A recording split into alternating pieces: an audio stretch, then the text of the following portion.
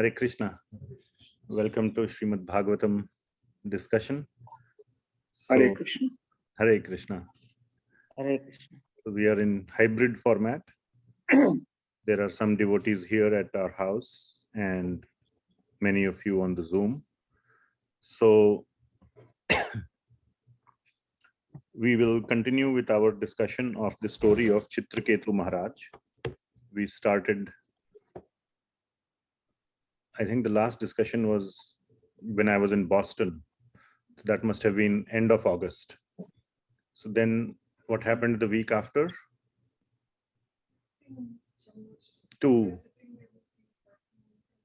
One weekend was visiting devotees, another weekend was Rath Yatra weekend. What happened? Puja was there. Puja. Oh yeah, we did have the Hare Krishna Mataji. Is Prabhuji here as well? No. Please, yahan pe aaiye na. So yeah, we did have a class last week, but it was not Chitraketu Maharaj. It was a Bhagavatam installation and glories of Srimad Bhagavatam. So anyway, we will continue with our discussion on Srimad Bhagavatam Chitraketu Maharaj. Before that, let us recite the Mangalacharan prayers. I will share my screen, then we will start. So, Mangalacharan prayers are present in the introduction of Bhagavad Gita as it is. Let me share my screen.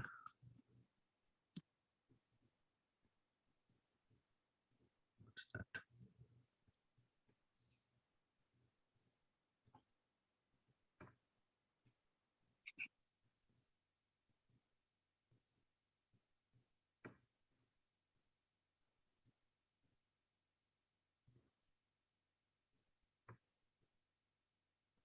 One second, just let me arrange the screen here.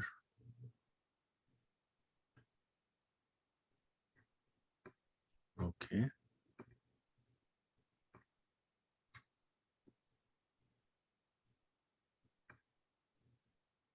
I hope you can see the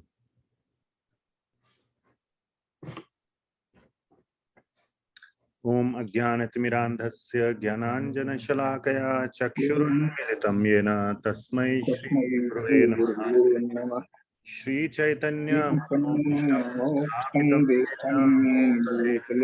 Swayam Rupa Kadamahyam Dadati Swapadantikam Vandeham Shri Guru Shri Yutapad Kamalam Shri Guru Vaishnava Shri Rupam Sagrajatam Sahagana Raghunathanvitam Tam Sajivam Sadvaitam Tavadhutam Parijana Sahitam Krishna Chaitanya Devam Shri Radha Krishna Padan Sahagana Lalita Shri Vishakhanvitamscha Nama Om Vishnu Padaya Krishna Pristhaya Bhutale Srimate Bhakti Vedanta Swami Niti Namine Namaste Saraswati Deve Gauravani Pracharine Nirvishesha Shunyavadi Paschatya Desha Tarine He Krishna Karuna Sindhu Dinabandhu Jagatpate Gopesha Gopika Kanta Kanta Namostute Tapta Kanchana Gaurani Radhe Vrindavaneshwari Vishnu Devi Pranamami Hari Priye Pancha Kalpatarubhyascha Kripa Sindhubhya Eva Cha Patitanam Pavanebhyo Vaishnavebhyo Namo Namaha Jaya Shri Krishna Chaitanya Prabhu Nityananda Shri Advaita Gadadhar Srivasadi Gaura Bhakta Hare Krishna Krishna Krishna Hare Hare Hare Rama Rama Rama Hare Hare. Srila Prabhupada ki jai. Next we will recite the invocation prayers for Srimad Bhagavatam.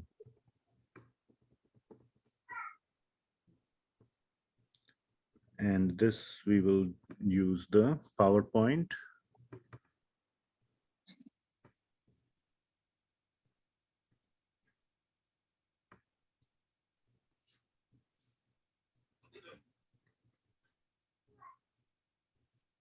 Hmm.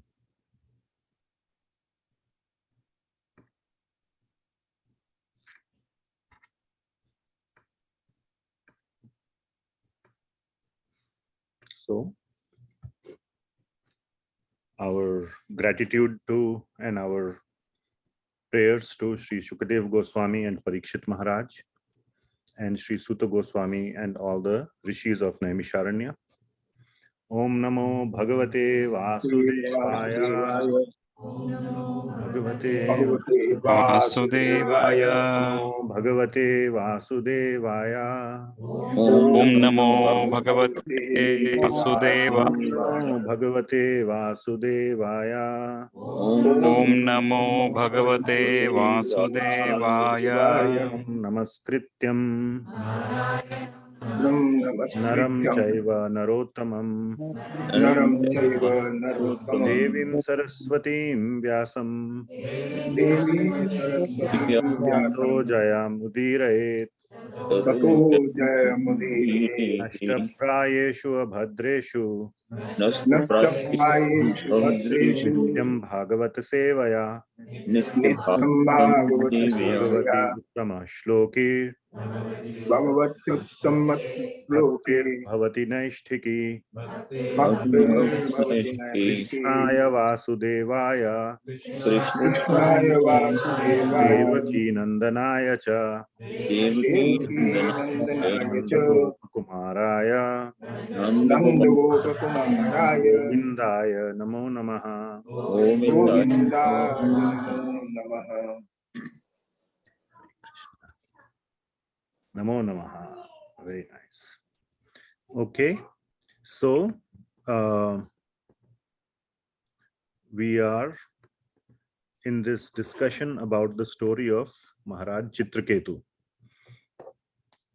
It's a very, very beautiful story with a lot of learnings, just tremendous amount of learnings. It's one of the, there are so many just foundational stories in Srimad Bhagavatam. And we just concluded over last several weeks the whole story of Bharat Maharaj, the 3 lives of King Bharat. Before that, we kindly mute yourself. So many other very foundational pastimes or stories from Srimad Bhagavatam. And these are not stories like Harry Potter or Lord of the Rings. These are histories. These actually happened and they are recorded. Srimad Bhagavatam is a journal which records some of the most important events in history. And these events that are recorded in Srimad Bhagavatam are definitely the most important events in all of very, very Puranic history. Like if you take a history book and, normal things don't appear, only the things that cause a huge impact, they are the ones that find pages or find chapters in the history books. So these are monumental events with a lot of learning. And the story of Maharaja Chitraketu is one such story or one such occurring or occurrence. And this appears in the 6th canto of Srimad Bhagavatam. The 6th canto of Srimad Bhagavatam, the title of the 6th canto is, as you can see from here,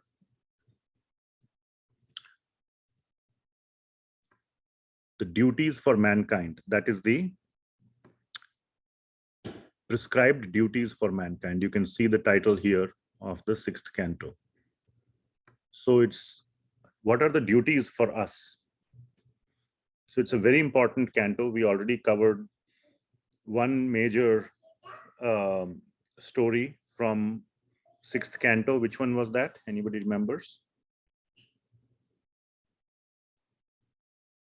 On Zoom. Yes, thank you. Thank you. Yes, Ajamil. Very, very monumental and foundational story or occurrence in the Srimad Bhagavatam about the power of the holy name. I don't know what I'm sharing. So as you can see here, these are the topics or the chapter names from the 6th canto. The first 3 chapters are the story of Ajamil. Then we have the story of Prajapati Daksha. Then sometime we should cover definitely another very, very monumental story of Dhritrashtra, who is a devotee demon, just like Prahlad Maharaj or Bali Maharaj. A wonderful, wonderful devotee. And then we have the story of Chitraketu Maharaj, which spans 4 chapters, 14 to 17. So these are the 4 chapters of the story of Chitraketu Maharaj. And finally, the offense of Indra. So that is another small pastime towards the end. So last time when we had the the initial discussion or the initial session on the story of Chitraketu Maharaj. So let me, I just found 3 pictures on the internet. Very quickly, I will tell the story, because we went through it in detail last time. Maharaja Chitraketu was a great king or emperor of the earth, but he did not have any child, son, daughter. It's not documented that he had any child, not even a daughter. And he was a very, very great king, but still he was always very sad because he did not have a son. Then one time Angira Muni came there and he asked him the cause for his sadness, and he said, I don't have a son. And then he asked him, okay, no problem, I can get you a son. And he performed a yagya, and a cup of kheer was given to Maharaj Chitraketu to give to his wife. So he called his most senior wife. Her name is Kritadyuti. And he gave that kheer to her. And she ate the kheer, the prasad from the yagya. And then she had a son. So Angira Maharaj or Angira Rishi said that you should name the son as Harsha Shoka. So Harsha means happiness, and Shoka means Sadness. sorrow, Sadness, bro. sadness. Sorrow, yeah. Everybody was thinking, what is this kind of name, Harsha Shoka? So then Angira Muni said that this son will give you happiness as well as sorrow. But this is what the deal is. It's a package deal. And so the son was born, and Maharaj Chitraketu was extremely happy. There was no bounds to his joy. And he began to, love the son and became so attached to the son. But he had other wives who did not have any child. So they started becoming jealous. And we will see today, we will go into some of these aspects. So today's class is a little bit more contemplative, might be a little heavy, but I'm just covering the story in the summary to refresh everybody's, including my memory. And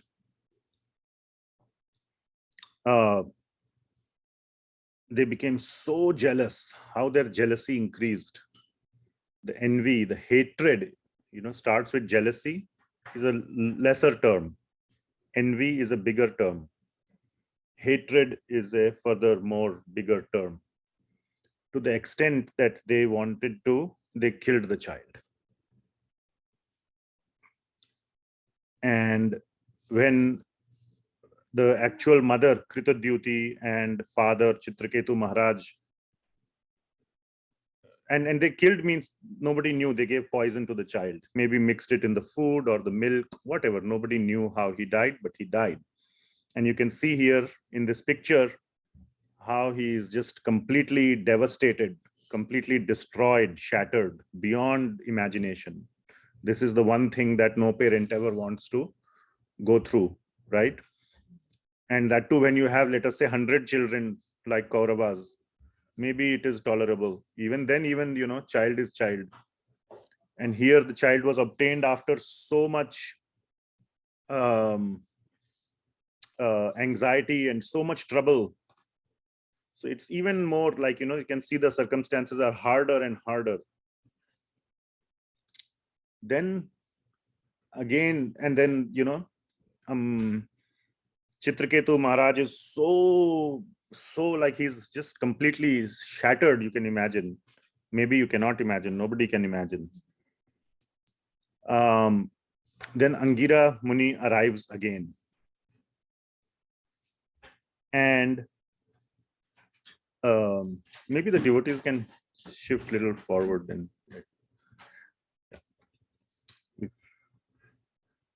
Angira Rishi arrives again because he realizes that, Maharaj Chitraketu is, Hare Krishna Prabhuji, Maharaj Chitraketu is in real trouble, and to discuss what to do, or to give him knowledge, or to pacify him. And this time he also brings another great rishi with him, Narad Muni. So two rishis arrive, and then they start giving him some knowledge about worldly attachments. Ultimately it's a bodily attachment. One day everybody has to die. So sometimes the time comes sooner, sometimes the time comes later. So we must learn to tolerate and move on. And world has to keep moving like that. But he could not be consoled. No parent can be consoled. All these things sound okay when it is somebody else's child. Then you can give lot of pravachan and lot of speech and all that. But when it is happening to you, none of this makes sense. So it wasn't making any sense to Maharaj Chitraketu. He was in the same situation. And even his wife, Kritadyuti, was even more devastated, obviously, mothers. And child was small, as you can see here in the picture. He was just a few years old. So mother was very, very attached to the child. Then Narad Muni says, and then she says that, what is the, if there is no attachment, then this relationship of child and parent shouldn't even exist. Why do we have children? Why has the God created this system? If he didn't want attachments, don't have children, this, that, all these things. She started, it wasn't making sense. Then Narad Muni says that, okay, do you want me to bring back the child to life? She says, yes, I want the child back. So then wonderful thing happens is that, so here you can see Narad Muni in this picture with the garland and with his famous veena. Wherever he is going, he is singing the name of Narayana. Behind that is Angira Muni. He is looking like a madman, and we will discuss that hopefully today also. So these rishis and munis arrive as, or they may dress like crazy people, mad people, like Jad Bharat. We have seen that story. So anyway, Narad Muni brings back the child to life and says, okay, here is your child. Parents are very happy. The child opens the eyes. His body had become cold when somebody dies. So the body becomes warm again. They touch the child. Wow, they're so happy. And they try to talk to the child, my dear child. The child is opening the eyes, but he's just looking like as if he is in some other world or some strange. So Narad Muni says he knows what's going on. He says, hey child, talk to your parents. These are your parents. Then the child speaks. Which parents are you? I have had so many parents. Which one are you? I can't remember you. I can't even remember you. And then the parents try to remember or recollect, oh, you are my child. These are your toys. These are your whatever things, and all those things the child doesn't remember. The child starts to speak philosophy. Small child but as you know, the soul does not have any age. So he says, I can't remember you, I don't know you, and why don't you just let me go on my journey, set me free, why you have called me. So then the parents become pacified. Then there is that development of a detachment that arises in their heart, a feeling of vairagya, and then they let the child go. So are we recording? I think we started that. Yes, Prabhuji. Yeah. Okay. So then they let the child go. They do the funeral for the child, and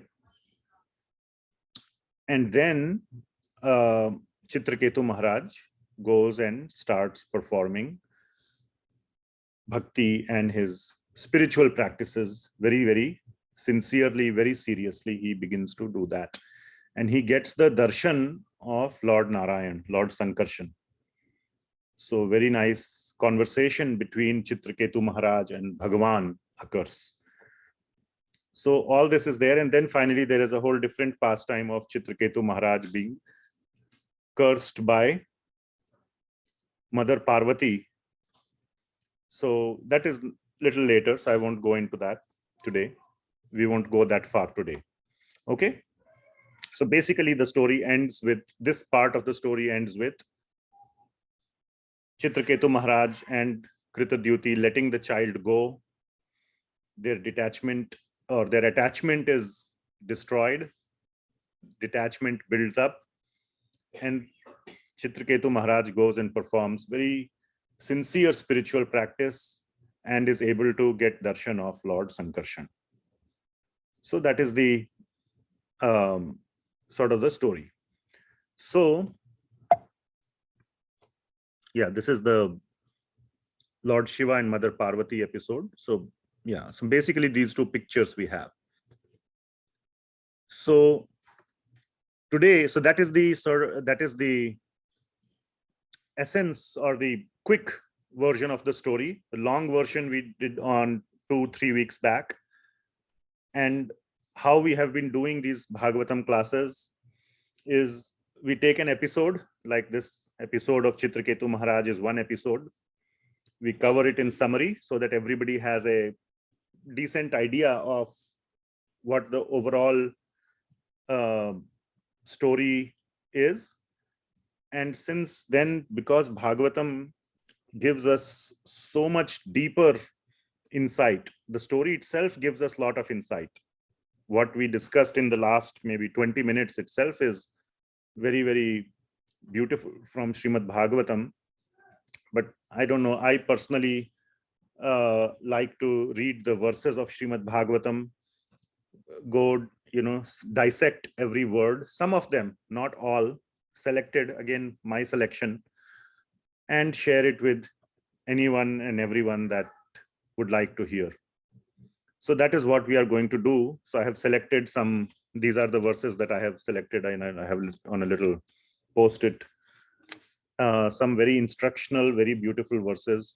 We will sing these or recite these verses indirectly in Sanskrit language. It's a great boon, privilege, honor to be able to chant these verses directly from Srimad Bhagavatam and to understand their meaning, to think about it, to contemplate, and to apply it in our life. Like it is said in the Srimad Bhagavatam itself. Am I sharing the screen now? In the last canto of Srimad Bhagavatam, 12th canto, last chapter, 13th chapter, and one of the last verses, 18th. How to read Srimad Bhagavatam is given in the Srimad Bhagavatam itself. It says that people, Naraha, we are all Nar, agreed? No monkeys here, no any other species. So Nara, it's meant for human beings. It's meant for the upliftment of human society, Naraha. So I'm going back, like, again, Sanskrit has its own sort of grammar and words are arranged differently. I'm kind of trying to say it in how we could, or I understand. Vimuchyan. Vimuchyan means one gets liberated. One attains, one rises above this material existence from all the miseries of material existence. Those naras who are bhakta, who are reading Srimad Bhagavatam, get mukti by reading Srimad Bhagavatam. But how to read Srimad Bhagavatam? There are 3 words. So what are those 3 words? Tat Shravana. That Bhagavatam, Tat means that Bhagavatam you have to do Shravana, hearing. Supathan, you have to study. Read doesn't mean just read and hear is same then. Then it could have just been Shravana. But Pathan means to study, like to study little seriously, to try and, as if you have to give an exam. Do you realize the difference between just studying and the study that you do before giving an exam? There's a whole different level I have seen, at least in my life. I would feel, oh, maybe next semester, the whole semester I will study like this. But somehow or the other, it only happens before the exam, you know, everything becomes more clear because we are studying with the intent of being able to understand it so that we can reproduce it, we can share it back without looking. And vicharana paro. Vicharana paro means to think about it, to contemplate, to see what it means in my life. So hopefully there is nobody here who has such, you know, severe circumstances like Chitraketu Maharaj. But still, it doesn't mean that it is not applicable to us. So we have to see how this applies to us, vicharana paro. That is how Srimad Bhagavatam needs to be studied. So some of the verses, we should do this with all verses, but unfortunately we don't have time. So some verses we will go through in this manner. Prabhuji, your video is not there. My video is not there. Okay. No, it's clear, Prabhuji. It's coming. Video is there. It has come. Yeah. Video is there. Okay, fine. Sorry, some problem at some end, somewhere on the internet. So we will go to Canto 6 and we will start with chapter 14. As we said, there are 4 chapters, 14, 15, 16, and 17. So we will start with chapter 14 with the permission of all the Vaishnavas assembled here, especially the senior Vaishnavas, Mataji and Prabhuji, and Bhakti Ras Mataji. With your permission, we can start. Thank you. So the first verse that we will go through is the 12th verse. We'll go directly to the 12th verse. And this one verse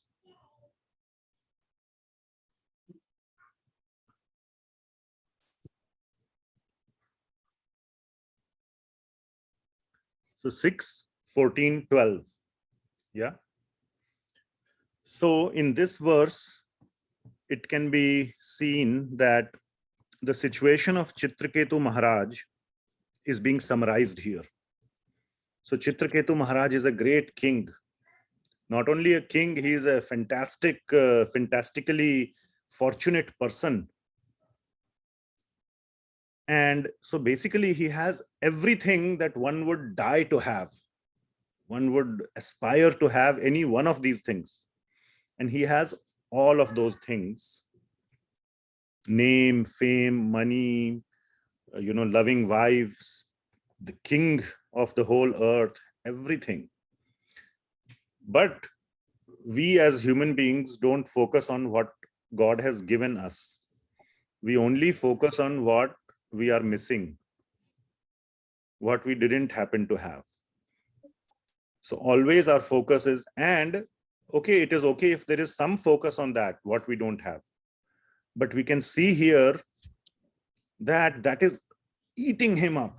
Everything else that is there becomes tasteless, becomes useless, as if it didn't exist. That sounds like, Why should it be like that? The one thing that you don't have is all that matters, and everything else that you have, which others would die to have, becomes so tasteless. And I can see that is the case in my life, and many, you can see if it applies to your life. As they say, we complain about what we don't have. There's this famous saying. What is that? I was complaining about my small shoes, the tight shoes, till I saw a man with no legs. Right? So we must learn to appreciate what we have rather than be anxious about what we don't have. So that is the first lesson of detachment. Giving up attachment to what we don't have. That is something we can give up. We already don't have it. Attachment to something that we have, we can understand. But attachment to what we don't have, so that is something we can try to give up, because you don't have Well said, Prabhuji. You don't have to give up anything. You didn't have it to begin with. So that is what is coming out in this verse. Okay. So whichever you feel comfortable, this is the Devanagari and this is the Roman transliteration in IAST format. If you don't know what it is, we can discuss it at some other time. I have discussed this many times before in other classes. So hopefully many of you are familiar with that, how to read the IAST. So please repeat after me. Very, very instructive and beautiful verse. Everybody can see the screen? Yes, Prabhuji. Make it a little bigger.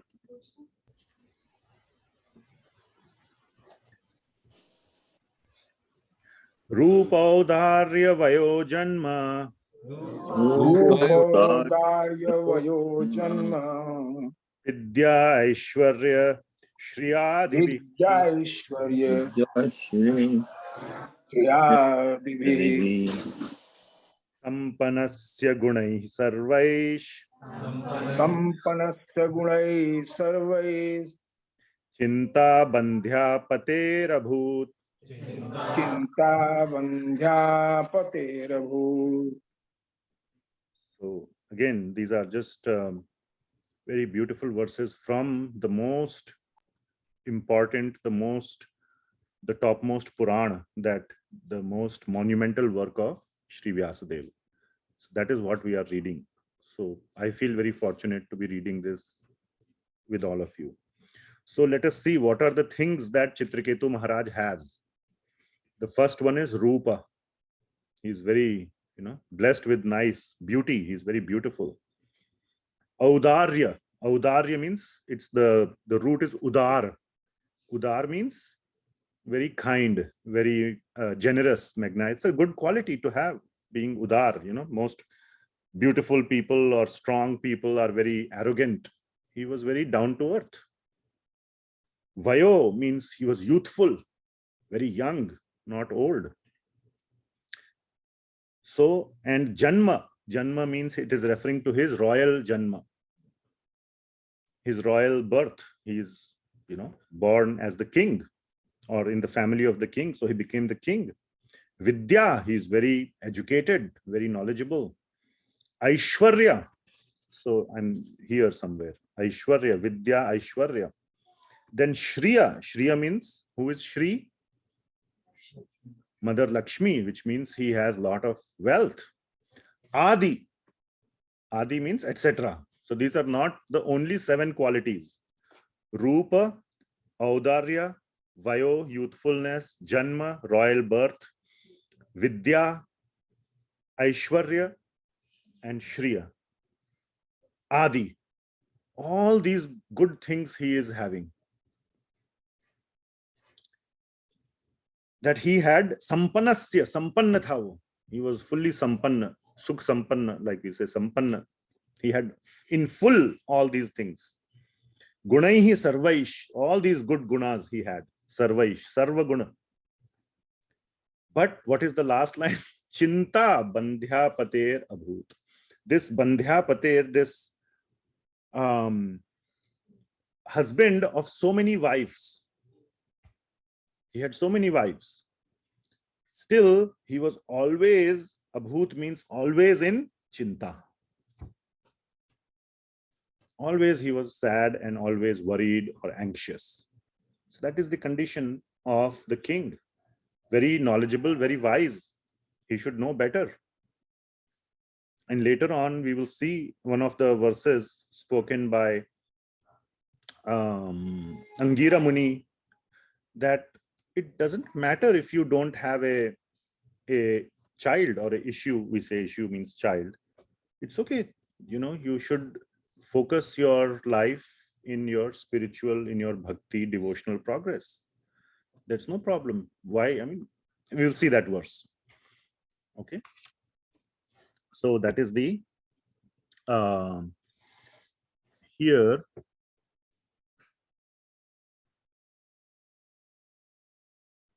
There are few places where I have written to read the, yeah.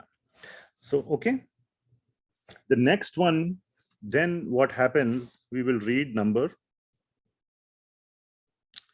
So then Angira Muni arrives, and he sees this situation of Chitraketu Maharaj. He gives him that, he performs the yagya, gives him the kheer. He has the kheer, son is born, everything is going happy, except one group of people is not happy. Who is that? Co-wives, they are called. The other wives. They are the group that is not happy. So before we move forward, we will read the translation of this verse by Srila Prabhupada. So we'll have somebody from the Zoom to read it. So, yes, Ramakant Prabhu. So we'll alternate between room and Zoom and room. Nice poetry. Go ahead. Chitraketu, the husband of these millions of wives, was endowed with a beautiful form, magnanimity, and youth. He was born in a high family. He had a complete education, and he was wealthy and opulent. Nevertheless, in spite of being endowed with all these assets, he was full of anxiety because he did not have a son. Thank you, Prabhuji. Okay. So then he gets a son, but there is this one category of people who is very unhappy. And very unhappy, the word very unhappy is an understatement. They were, like I said, jealous, envious, and full of hatred. So, this may not apply to many of you or many people, but still it is a good reminder of how human mind, human consciousness, the evil consciousness works. And it is not that one is born evil. Now, of course, there is past conditioning.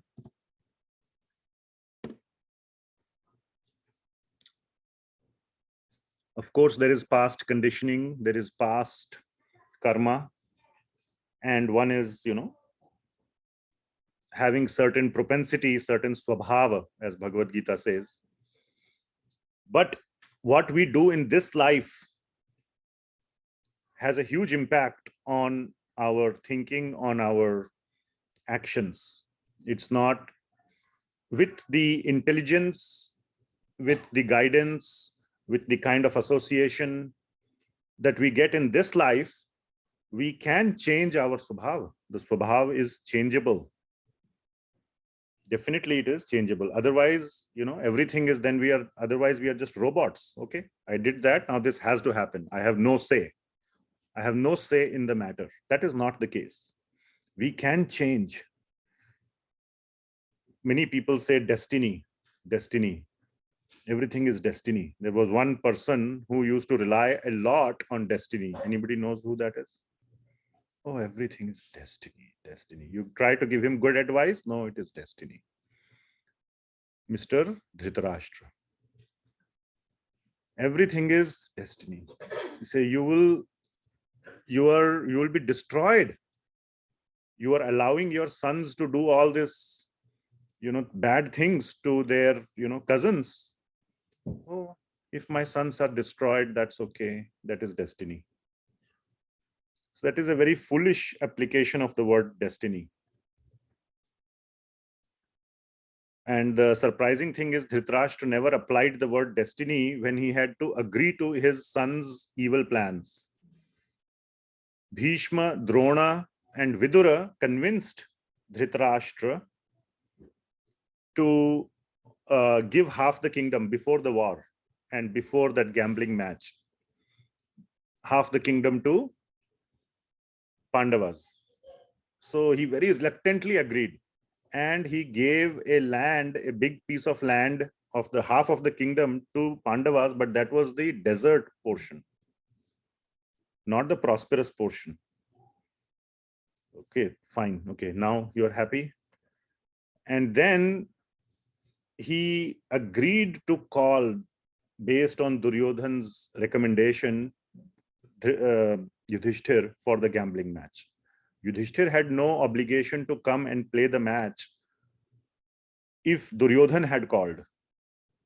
But when the king calls, there is no option. You have to say yes, because he's Dharmaraj. And that is dharma. When the king orders, you just have to obey, even if it is for your harm. So that was the reason why Yudhishthir came to play the match. And why did Dhritarashtra say yes? Because Duryodhan pushed him. Then he did not say, no, it is destiny. Let them enjoy the half the kingdom. You enjoy your part of the kingdom. Let him enjoy there. Why you are forcing me to extend this invitation to bring them to the gambling match? Not gambling, but dice, game. Then he did not apply destiny. So that is the situation. So anyway, the reason I was mentioning this is that we all have a say in the matter to change our Subhava. But on the flip side, we can fuel the evil side as well. And we can see here how the fueling occurs. So please see, now all of you are very nice people. We may be a little bit bad here and there. Some things we may do, whatever, small things. And then we feel bad also. And that is our good side, that we feel bad about something wrong that we did. We go and apologize. So that is the good side. So nobody is as bad here, but here we can get a sense of human evilness, of what evil is and how it gets fueled. And the learning, if at all, for anybody here is to never let this happen to you. Okay, never let this happen to you. That is the potential learning from these verses, but these are very powerful verses. So let us recite them.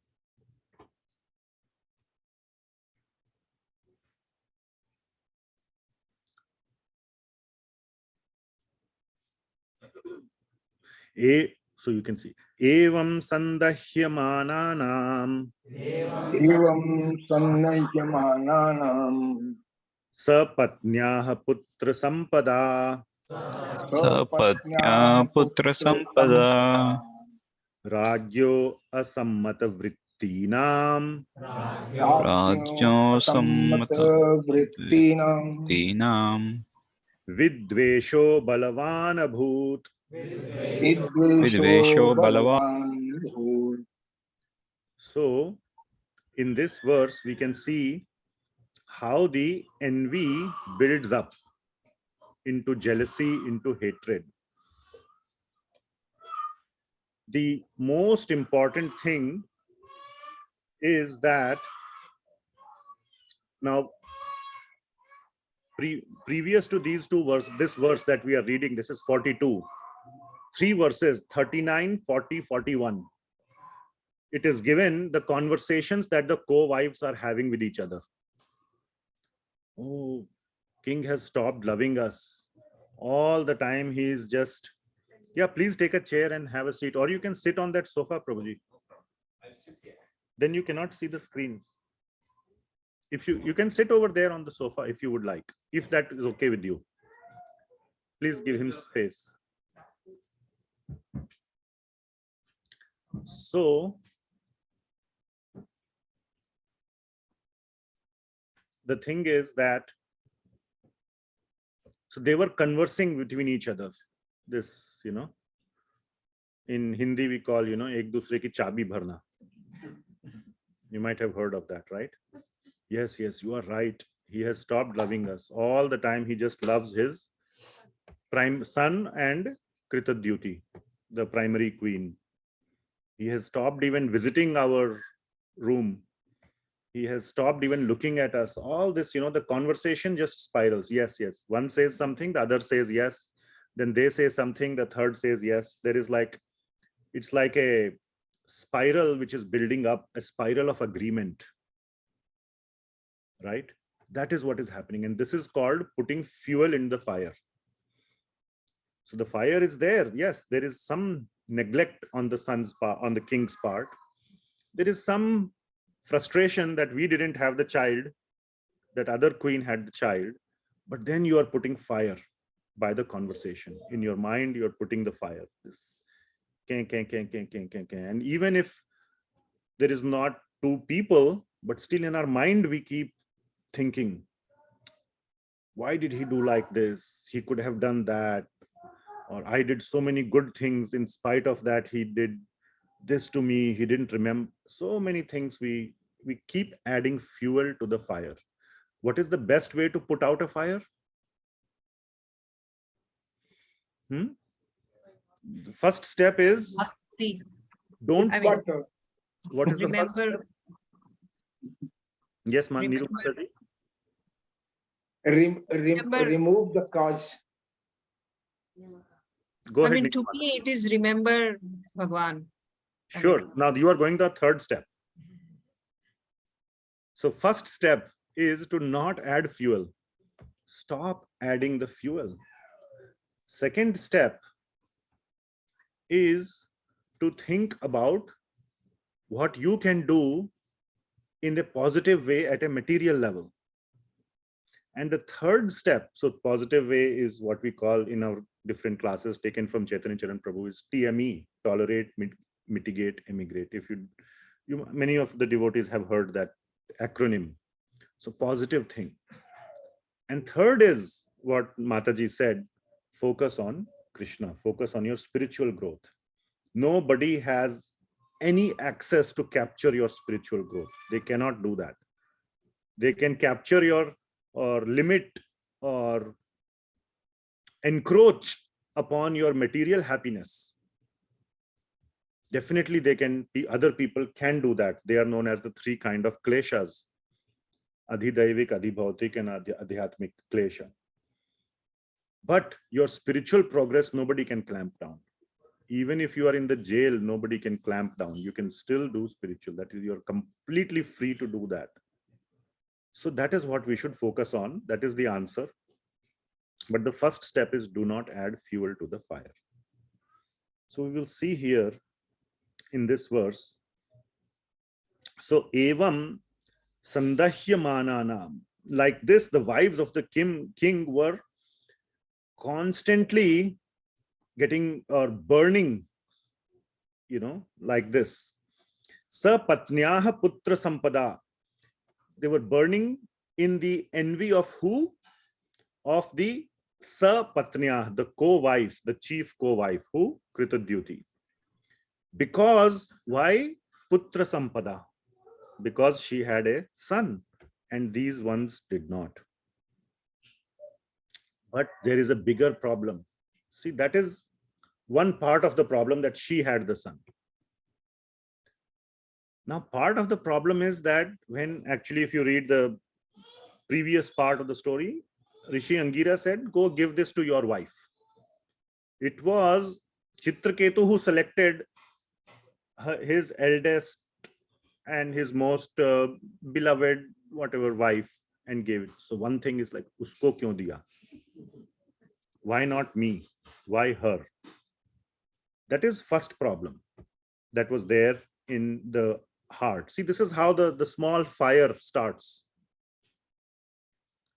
This is the first complaint. And the second complaint is Ragyo asammatta vrittinan.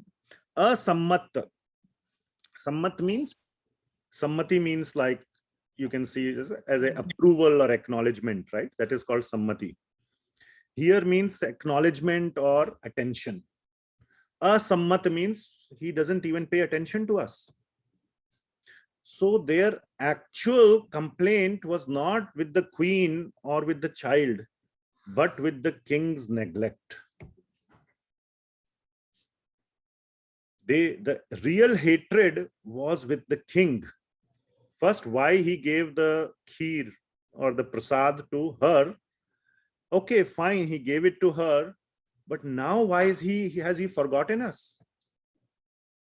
Okay, you have a child, you have everything, you love the child, but don't forget us. That was their big complaint. So there is some, the king also got attached to his child and forgot his other wives. So there is, there's always two sides to the coin. And this was fueling their fire. So one of the small lesson here is, don't, even if in your time of pleasure or happiness or whatever, when you have received your whatever you wanted, don't forget the other circumstances. Don't be too happy and too busy in enjoying your attachment that you forget your duties. So he had a duty. A husband has a duty to give time and attention to their wives. Okay, so he forgot his duty, and all this was, and see, very nicely Srimad Bhagavatam, was reading in the one of the acharyas commentaries. Vidvesho balavan abhut. Abhut means it became very strong. What became very strong? Dvesha, you understand? What is dvesha? Some level of hatred. Yes, some level of hatred. Vi means more. जैसे कहते हैं ना, vishuddha bhakti. Shuddha bhakti is one. Vishuddha bhakti, when you add vi, it becomes what? More pure bhakti. Purest bhakti is called vishuddha bhakti. So dvesha के आगे vi लगा देंगे means very strong dvesha. That strong dvesh is becoming stronger. Balavan abhut. So, you can see from the Sanskrit of Srimad Bhagavatam how it is conveying the swelling of the hatred by this conversation process, adding the fuel to the fire. Okay. And then next verse is very heavy. And this is the verse in which they end up killing the child. So is it okay if I read that in the presence of the children? There's nothing very serious, but okay. So anyway, so somebody in the room should read the translation. Who would like to read? Okay. Sachin Prabhu, you raised your hand. Jor signal, volume max. Shri Sukdev Goswami continued, being neglected by their husband and seeing with the duties, opulence and possessing a son with duties, co-wives, always burned in envy, which became extremely strong. Yeah, envy was there and it became extremely strong by this process of conversation, which if you see in the previous verses. So don't do that. The learning from that is, if that happens, put your mind away and focus on Krishna. Okay, forget that these are just petty issues in life, and move on and focus on your sadhana. Next line, next verse.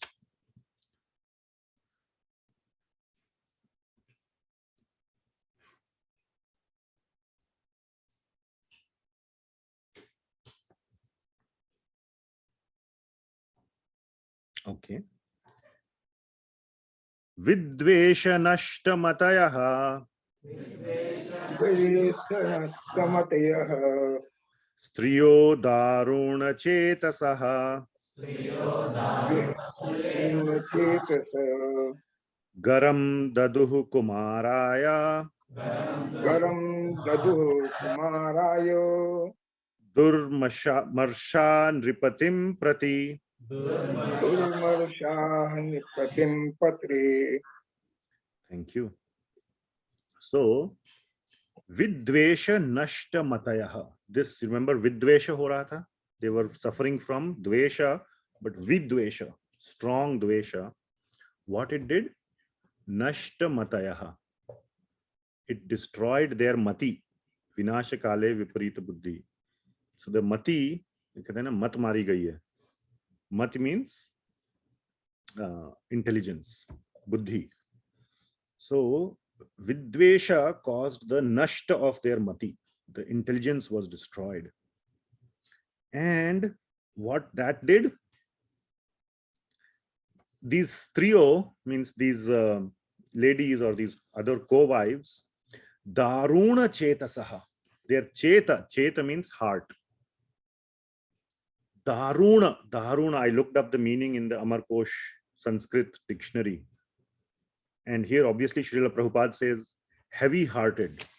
Daruna chetasaha, you can see here, being hard-hearted. So this daruna word means very heavy, hard, and harsh. The heart becomes hard, becomes like steel. So the heart hardens. Then you don't begin to see people like people. You begin to see them like, insects that you can, dispose, that, you can kill to that extent. So this thing begins to swell, and then the heart becomes so hard. Garam daduhu. Dadu means diya. Dadami buddhi yogam tam. Dada means to give. We have the Bhagavad Gita verse, right? 10.10. So garam means poison. Daduhu kumaraya. Kumara means the little boy. So they gave poison to the little boy. What was the reason? Durmarsha nripatim prati. Prati means towards. Nripa means who? What does nripa mean? King. Durmarsha means, Srila Prabhupada writes here as intolerance to the king. I looked up in the dictionary also. It means hatred. So intolerance, hatred. So like I said, in this verse, it is being clarified, their real anger was towards the king. And who paid the price? Of course, the king will pay the price, but who paid the price with his life? The boy. So this is what happens, and we can see all this in the movies also, right? If you want to really hurt someone, what do? Kidnap the child or whatever, all this extortion and all. You don't have any problem with the child, but that hurts. Huh? That hurts the most. So that is what they did. So there is no extent of human devolution to what level it can fall and what kind of things it can come up with to do. And in one of the classes I was hearing that attachment begins to rise. Attachment to what? To see the other person suffer. That is what they wanted to satisfy. Their deep attachment. I will make them suffer. And you come up with the one thing that will make them suffer the most, whatever that is. So that is the situation. So the learning here is, again, and I have in my notes, I had a, very Kindly mute yourself. I had a long time back, I read a article about Hitler, but I'm not going to mention the details, even though, I mean, I see a lot of nice small children, though they're all mature children, so I'll skip that, but I'll just mention the title or the topic. If you want, you can go do your own research as to what went on in, I mean, of course, he's considered to be the, in the modern times, the king of evils, right? The Holocaust being the primary thing. I mean, so many people wage wars, but this sort of merciless killing of people. Anyway, not again, I'm beginning to go into the details. And not only it wasn't an act of just a what you call a immediate reaction, like in a fit of anger. It was the fuel was poured on the fire. In his book, The Main Camp, he writes about the details of many things against the Jews. And that book was widely circulated, and basically the conversation was started. And he was not the only one who did the genocide. Many people participated in it because of that conversation, because they all bought into that conversation and they fueled it. And there was so much suffering that was caused because of that. I have some quotes, I have some things, but they are, we'll probably discuss them later sometime. But it all is about a conversation. And, I should mention that even in today's politics, we see that kind of conversation being fueled, saying things which sow the seeds of hatred among people, pitting one against the other. And that begins to become a conversation. And, one doesn't realize what it can lead to. So the Srimad Bhagavatam is very strongly cautioning against that. Okay. So that is the discussion on 14th chapter. So we will go to 15th chapter now, next chapter. So the boy has died, and we will look at the 3rd verse. And now, after the boy's death, Narad Muni and Angira Muni arrive to console the king. Okay. So these are some of the verses that they speak to Chitraketu Maharaj. So we will look at the 3rd verse. Again, now this is something which is more commonly known to people. How much we apply it in our life is different, but this part is a little more popular or well known from Bhagavad Gita, that you are not the body.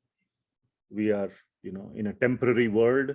All the relationships are temporary. But the Srimad Bhagavatam, just like Bhagavad Gita and other places, is putting it in a very, very nice way. And to different people, it impacts differently. So, who knows who may get touched, who may get inspired by a given verse. Other verses may also say the same thing, but sometimes something sticks to someone. So for that purpose, so let us read the translation of the previous one. And this time we will go back to the Zoom 43rd. Let us see. So whoever has camera on, maybe we will request.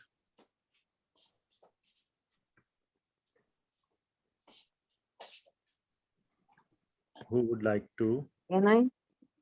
Yes. Okay. Go ahead. Who said? I don't know. Is it one of the, can you turn on your camera or not possible? As their envy increased, they lost their intelligence, being extremely hard-hearted and unable to tolerate the king's neglect, they finally administered poison to the son. Thank you. Thank you very much. Okay, very nice. So we will go to chapter 15 and third verse.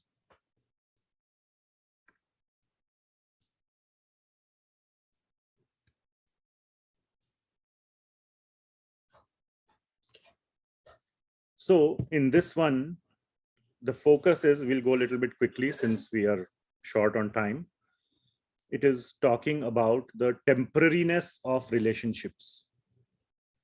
So we all love our loved ones, husband, wife, mother, father to the child, brother, sister, all these friends. But one must understand that relationships are all temporary. And very nicely here, the example is given of sand particles on a beach. So waves are coming on the beach, ocean beach. And because of the force of waves, two sand particles may come together. Then what happens with the next wave? They move apart. And then another wave comes, then the one sand particle gets, becomes close to some other third sand particle. Like this, life keeps going on. So with the waves of time, we come close to one another, then we are separated, then we come close, then we are separated.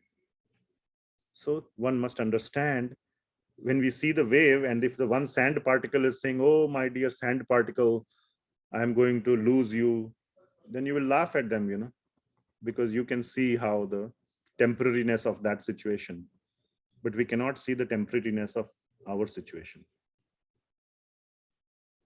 So we will recite this beautiful verse. Yatha prayanti samyanti sroto vegena balukaha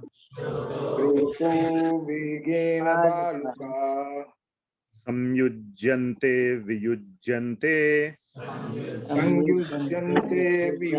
tatha kalena dehinaha.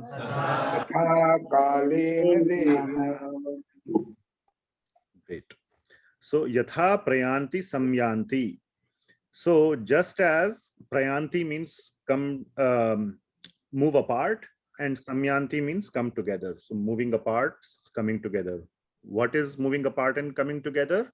Baluka. Baluka means balu. You know balu? Balu kehte hain na? Sand ko balu kehte hain. Baluka means one particle of balu. So balu is a Sanskrit word. Balu mein khel rahe hain. So particle of sand. How it is prayanti samyanti? By what is the force? The wave. Sroto vegena. Vega means force. Srota means by the wave. By the force of the waves, ocean waves. The balu particles are separating, coming together, separating, coming together. Samyujyante viyujyante. In the same way, coming together and separating, coming together, separating. Who is coming together, separating? Dehinaha. Remember Dehinaha? Where have you heard that? What is Dehina? No, not body. Dehino asmin yatha dehe. Remember that verse? Which verse it is? Where it is? Bhagavad Gita, chapter 2.13. 2.13. So Dehino. Dehina means the Jiva. Asmin yatha dehe, as he is in this body. Deha means body. Dehi means the resident of the body. Resident of the residence. Residence is deha, resident is dehi. Like in English also we have similar word, resident, residence. Deha, dehi. All right. So the dehis are the ones who are coming together, going apart, coming together, going apart. The living entities. By how? Tatha kalena. By the force of time.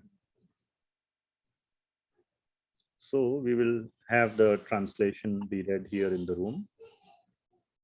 So who would like to read? Would you like to read? Loud, clear, slow. Those are the three attributes.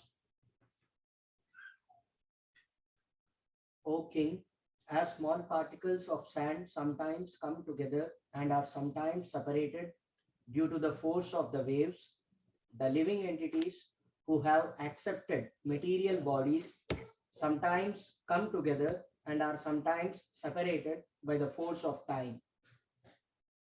Thank you. Thank you very much. Next, we will read the next verse.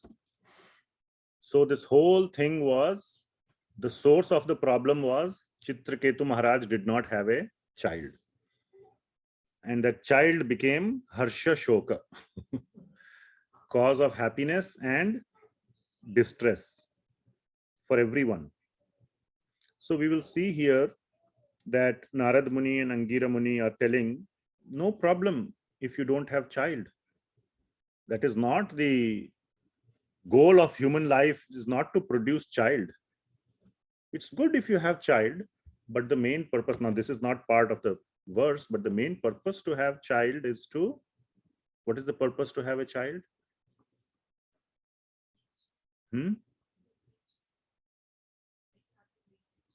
Lineage. Keep this whole system running. Okay, system. Okay, which system? It's all at a material level. Material level, yeah. So what is the purpose of having a child? According to Sanatana Dharma.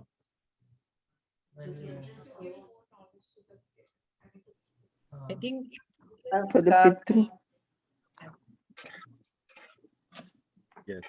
When humans die, there is it's In Hindi, Pinda Kriya.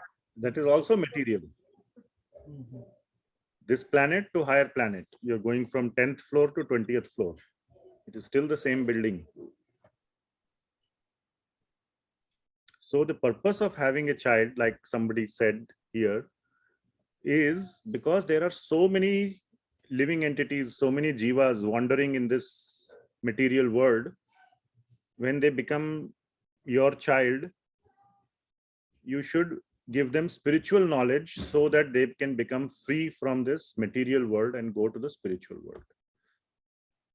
Just like in a common understanding, you know, some kind people adopt a child from a orphanage. So like that, there are so many jivas in the so-called orphanage of material world. We adopt them as our child. Adopt means not adopt, like adopt them through having a child, so that you can give them a good life. Good life in this case means free them from the material miseries. What is the material misery here according to this context? Even if you have everything, the one thing you don't have, you will always be troubled by that. That is misery. So to free them. So that is the purpose of having a child. But if you try and you don't have a child, that's okay. There are other ways to make your progress, spiritual progress. So that is what is being said here. So we will skip the reading of the verse, maybe in interest of time. Let us read it. It's a nice verse. So let's read it.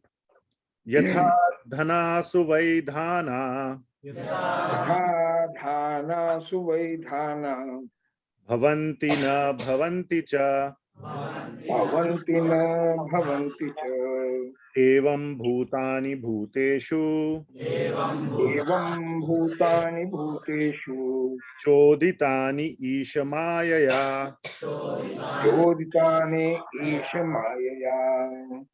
So what it means, yatha. So here the example is being given of a grain. Dhan, dhan bolte hain na? Dhan matlab grain. So yatha, like how, just like dhanasu vai dhana. So the seeds, when they are thrown on the land, bhavanti na bhavanti cha. Bhavanti means it may become a plant, it may not become a plant. You know, your job was to sow the seed. Whether it becomes a plant or not becomes a plant, whose decision it is finally? Lord, Nature. what is, Nature. nature, but who is controlling the nature? Bhagwan. Bhagwan, right? That is what is choditana, choditani, isha maya. Cha udita. Chodita means cha udita. We'll come to that. Isha maya. By the maya, by the energy of Ishvara. He's the decision maker, but we'll see. Evam bhutani bhuteshu. Like that, like the seed may fructify or not.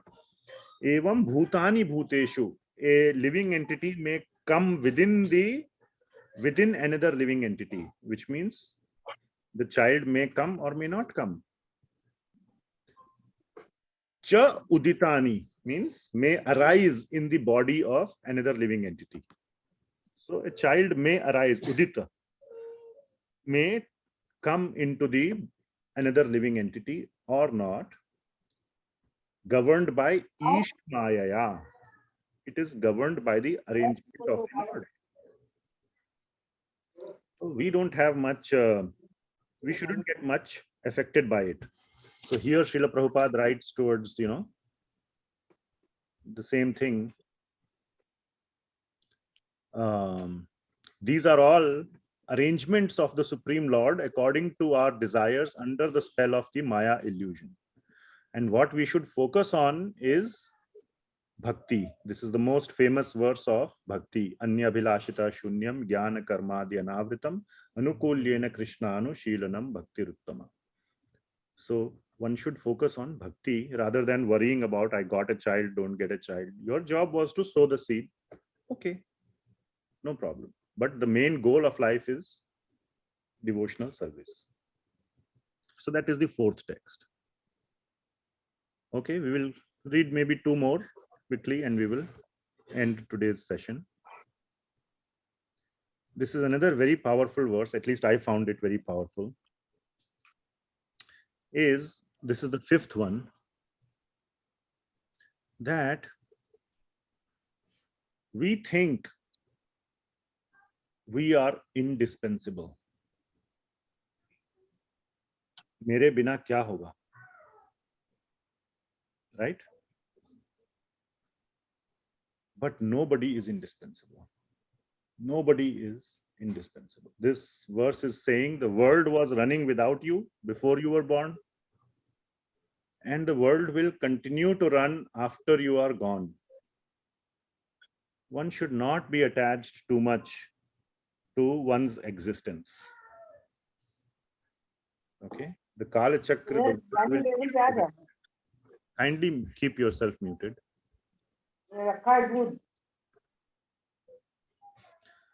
All right.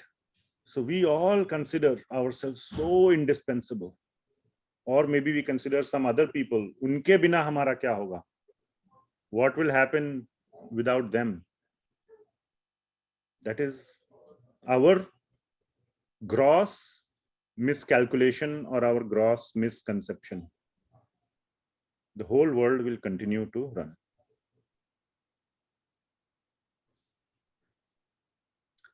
So let us read this. Vayam chatvam chaye che me. Vayam chatvam chaye me che me. Tulya kalaschara charah. Tulya kalaschara charah.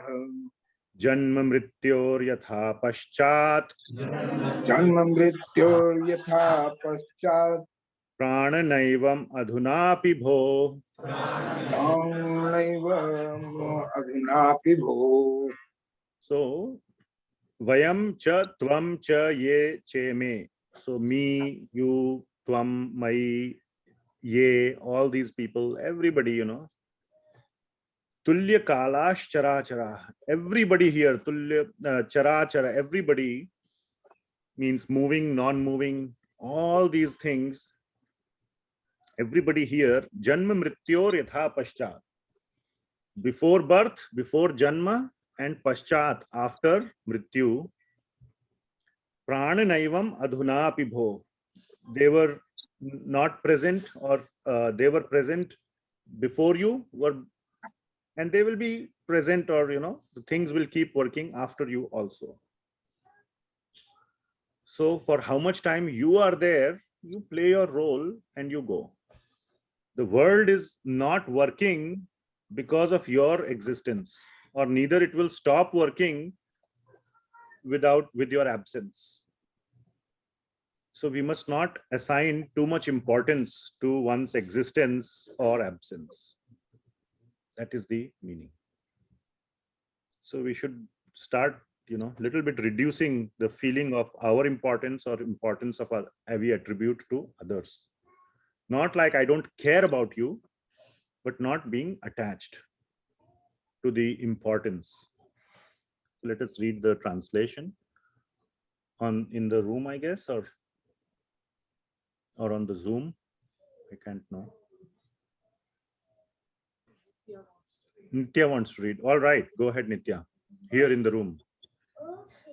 Louder, full volume. O King, both of you and us, your advisors, wives, and ministers as well as everything moving and not moving throughout the entire cosmos as this time are in a temporary situation. Before our birth, this situation did not exist, and after our death, it will exist no longer. Therefore, our situation is now temporary, although it is not false. So it is temporary. It's not false, but it is temporary. Okay. Then, yeah. So there is another verse, very nice, but we'll quickly maybe read it. I just want to share a very nice incident that I recently read.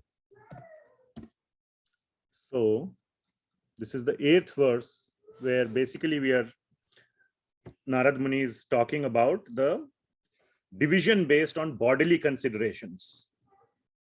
My father, my mother, my wife, my child, your child, my country, your country, or all those things, you know, white, black, rich, poor, Indian, American, all that. All these are bodily divisions. So let us just quickly read. Deha dehi vibhagoyam Goyam aviveka kritah pura aviveka kritah pura jati vyakti vibhagoyam jati vyakti vibhagoyam yatha vastuni kalpitah. yatha vastuni kalpitah. So what it means? Deha dehi vibhagoyam. All these vibhag means divisions based on of the living entity of the dehi, based on the deha. Right? So you are doing divisions based on the body of the living entities. Based on what? That whole thing is based on aviveka krita pura. It is due to the ignorance or the unintelligence. We are fools. We are aviveka. Viveka means intelligence. Because of avivek, we are having all these divisions. Jati vyakti vibhagoyam. And all these jati vyakti, for a vyakti, the jati, which category you are. It doesn't just mean jat or caste. It could mean many things based on your, you know, rich, poor, or this or that country or whatever. So many categories are there. Vibhagoyam yatha vastuni kalpita. They are all kalpita. They are all imaginary divisions. Because otherwise, all the living entities are equal. In Bhagavad Gita, Lord Krishna says, Panditaha Samadarshinaha. They are all equal. Vidya Vinaya Sampanne Brahmane Gavi Hastini Shuni Chaiva Shwa Pakecha Panditaha Samadarshinaha. Pandita looks equally at everybody, whether one is a Brahmana, Gavi, cow, even animals, elephant, dog, and all those, one looks at equal because they are all jivas. So we'll quickly read the translation of this. And who would like to read? Suri Prabhu, can you read?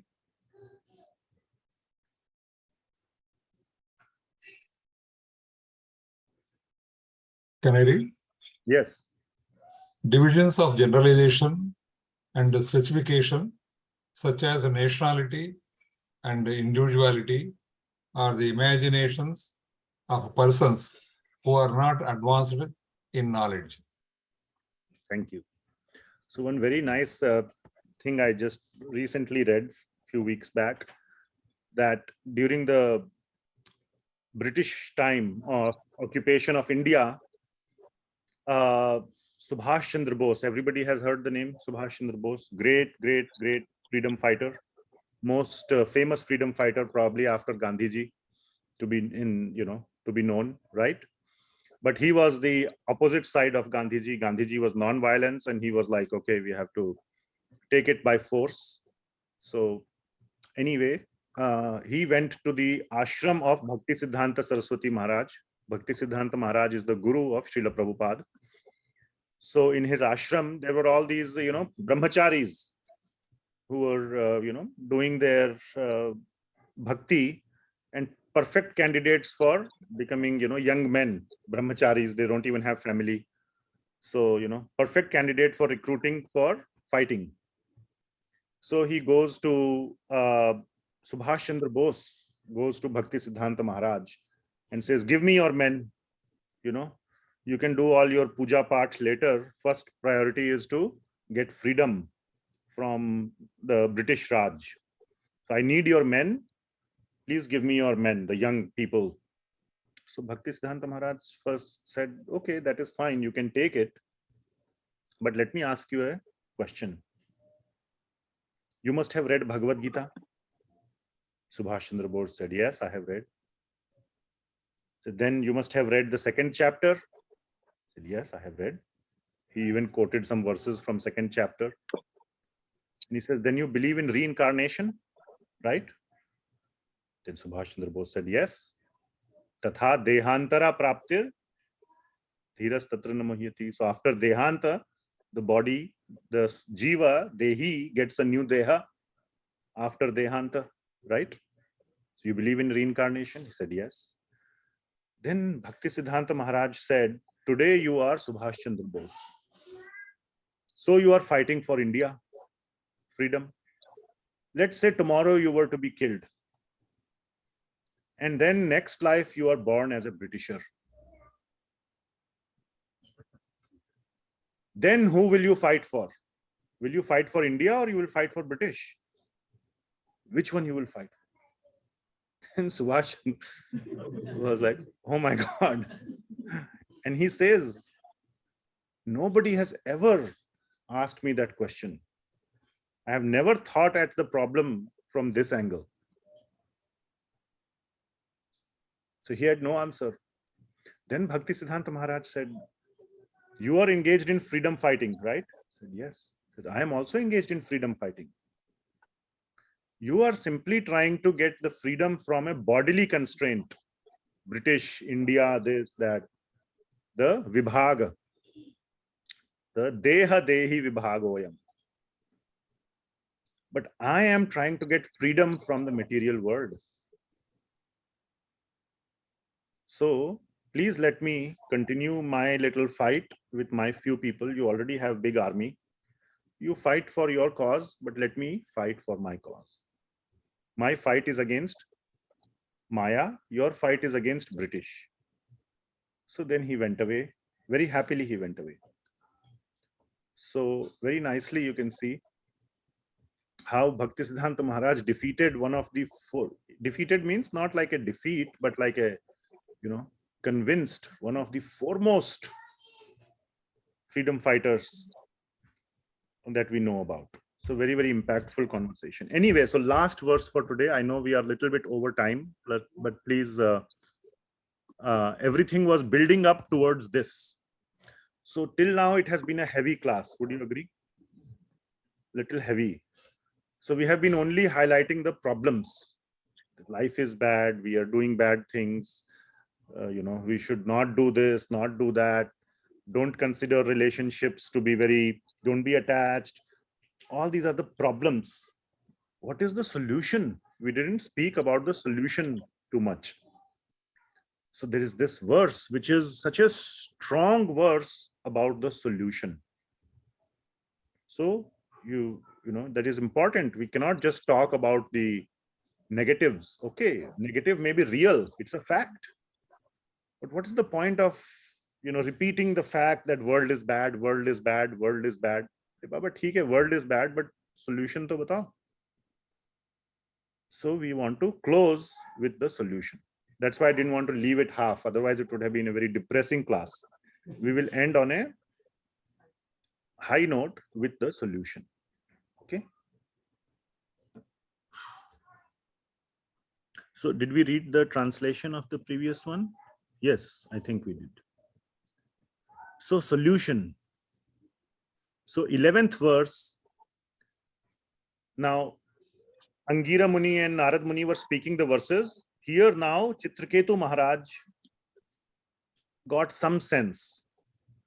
So he is appreciating Narad Muni and he is saying that very nice. It is his wife who was very much more uncontrolled. That is when they bring back the child to life. Mainly from the wife could not really come to terms yet. But Chitraketu Maharaj little bit is beginning to understand. Okay. So this verse is spoken by Chitraketu Maharaj that he looks like he found the solution. So he is speaking about the solution. So please, last verse for today. Charantihi avano kamam Brahmana Bhagavata Priyah Brahmana Bhagavata Priya Madrisham Gramya Buddhinam Madrisham Gramya Buddhinam Bodhaya Unmatta Lingan Udhaya Unmatta Linginaha Bodhaya Unmatta Linginaha.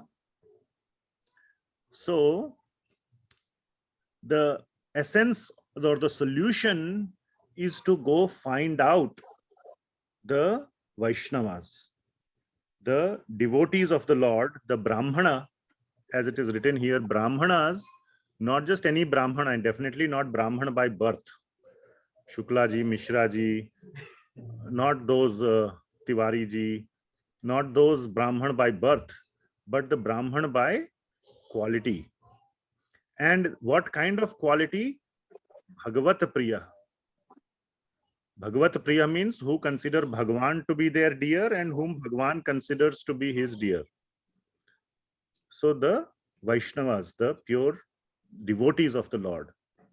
These devotees of the Lord, Brahmana Priyaha, they are roaming around everywhere. Charantihi avano kamam. Based on their own desire. Kama means just their own desire. Yahan ja rahe hain, wahan ja rahe hain. Like Narad Muni, everywhere he is going Narayan, Narayan, he is going everywhere. It is our duty to associate with them. They are going around because of Madrisham Gramhe Buddhinam, for the to give the awakening, to give the intelligence to Gramya Buddhinam. Gramya Buddhinam means material intelligence. Gramya means village. That's the literal meaning, but it means this materialistic Gram. Gram means just normal day-to-day life. Buddhi, day-to-day Buddhi. This, he did this, that to me, he did that, yeah, this is wrong in my life, this is right in my life. That is called Gramya Buddhi. bodhaya unmatalinginaha. So, and unmatalinginaha, means they may be poorly dressed. Unmat means they look like mad. So it doesn't matter if these great devotees, how they externally appear. So we must find out who are great devotees. Ultimately, they are Bhagavat Priyaha, and we should go and associate with them. They are wandering around to give their association to us. We should go and listen to what they are saying and hear Bhagavat Katha from them, going back to where we started. Tat Shravana Supatana Vicharana Paro. Like that, we have to understand these topics so that slowly and slowly we can get rid of our Gramya Buddhi, of our day-to-day, petty mentality. Little things that we give so much importance to. We can rise above that and become spiritually minded. So that is the solution. Constant hearing and associating with Bhagavata Priyaha Brahmana. So we have to find out such people. And we know of one such person who has been there, which is Srila Prabhupada. And he has written so many books, so many books. Half the books that you see here in this big bookshelf are written by him. So we have not itself read everything. So we have long way to go to hear from Srila Prabhupada. Supathan and Vicharana Paro, not just read, Pathan, like you are studying for an exam, and applying in your life. And then we can rise above our Grama Buddhi. So that is the solution. We will end here. So any questions or comments or corrections? Anybody would like to say anything?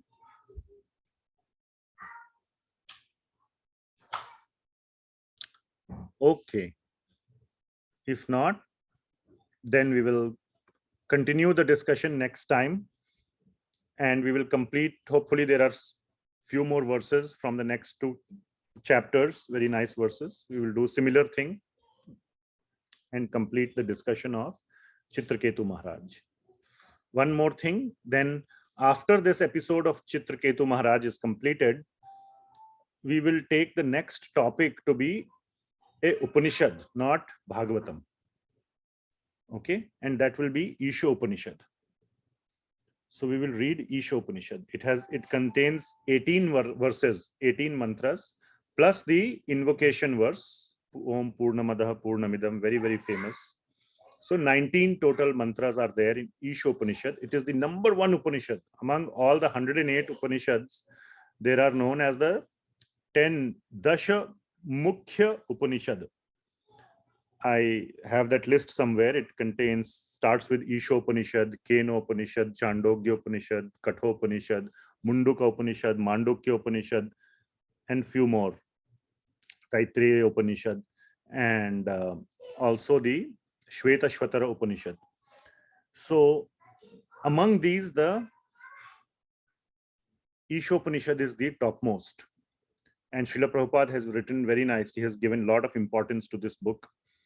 And so we will go through the 19 verses of Isha Upanishad.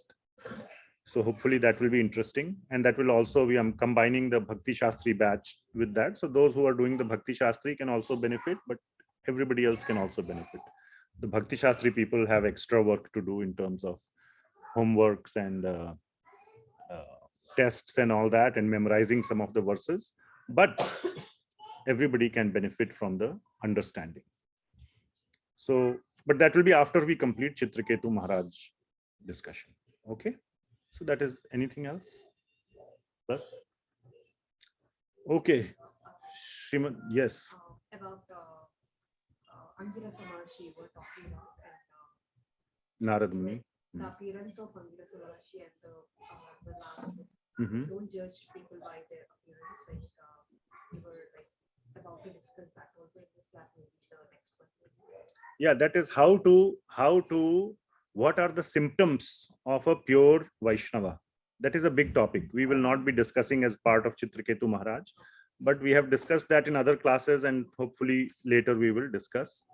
But the two main qualities of somebody who is a pure devotee, two qualities.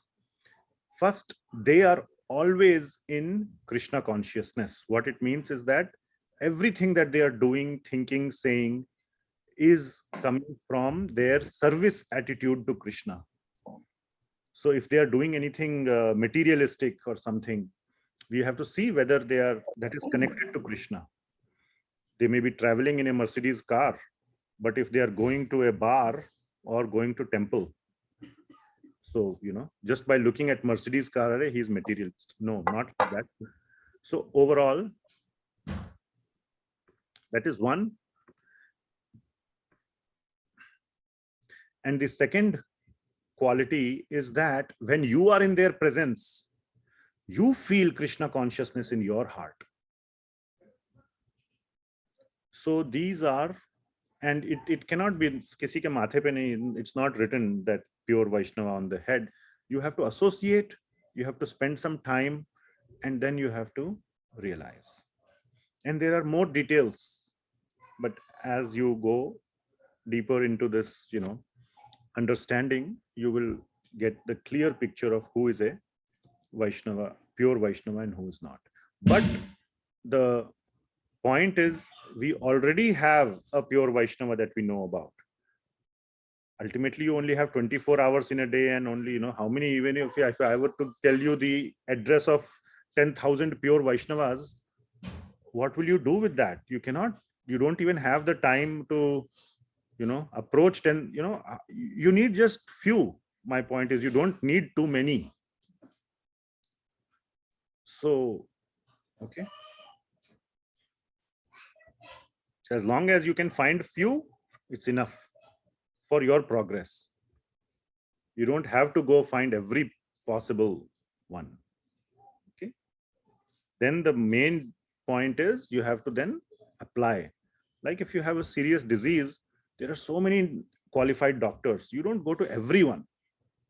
You go to one or two, and then you pick one. You can get second opinion, maybe third opinion. But if all the time is spent in going to the doctors, by the time you will be dead. You have sometime you have to say, okay, I have to now start the treatment. Only doing doctor survey is not useful. You have to commit and start the treatment. Okay, Srila Prabhupada ki jai. Granth-raj Srimad Bhagavatam ki jai. Hare Krishna. Hare Krishna. आज के आनंद कीजिए. Hare Krishna ji. Hare Hare Krishna Prabhuji. Krishna, Prabhuji, thank you so much. Hare Krishna Prabhuji. Hare Krishna, Prabhuji, thank you. Hare Krishna Prabhuji. Hare Krishna Prabhuji. Hare Krishna. Hare Krishna. Hare Krishna Prabhuji. Renuka Mataji. I am also from San Ramon. Hare Krishna. Hare Krishna. Hare Okay. So we will, Hare Krishna. So we will close the Zoom now. Okay. Hare Krishna.